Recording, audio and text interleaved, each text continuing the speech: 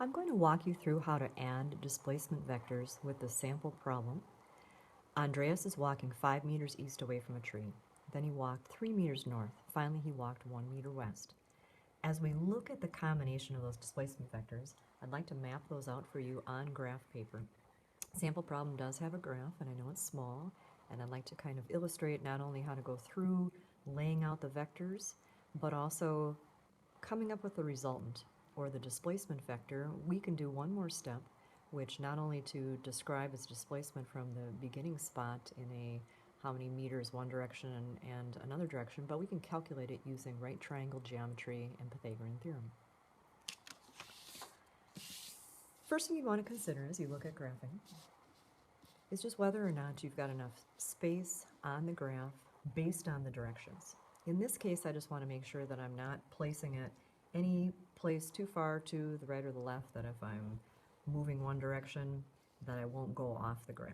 But there isn't a particular place that you have to start. So I'm just going to pick a spot. The first instructions say that we're walking 5 meters east. We want to consider the fact that if we have kind of a north-south, east and west orientation, or cardinal directions, that we just keep that in respect to the graph. So I'm going to count out, each box is going to represent 1 meter. So I'm going to go 1, 2, 3, 4, 5. That first vector will have an arrowhead where you end. So it's going to look like an arrow showing the direction that you've moved. Next one, 3 meters north. So I'm going to start right where that head was, link it together. I'm going to put an arrow 3 meters to the north. From the end of that arrowhead, I'm going to add the last displacement vector, which is 1 meter west. So this is the path that Andreas actually walked.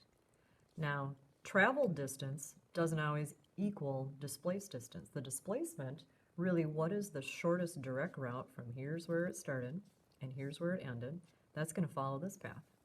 It doesn't directly go right on the grid, and so the measurement of that value can be described in more than one way.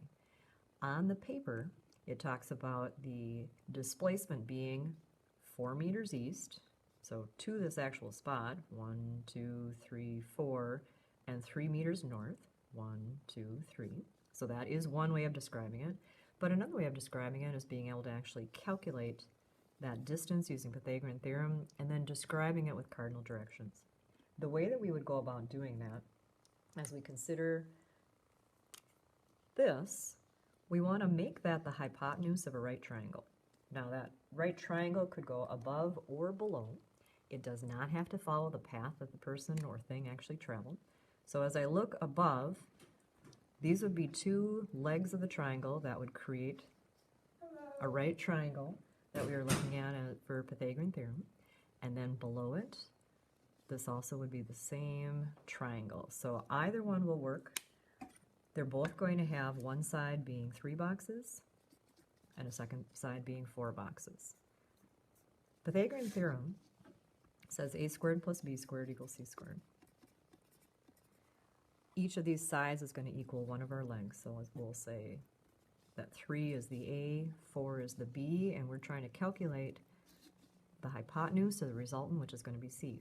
So I'm going to plug those into my equation. 3 squared plus 4 squared is equal to c squared. 9 plus 16 is equal to c squared. I'm going to need to take the square root of both sides, and you will find that key on most calculators. As we take the square root of 9 plus 16, which is 25, we're going to get a value of 5.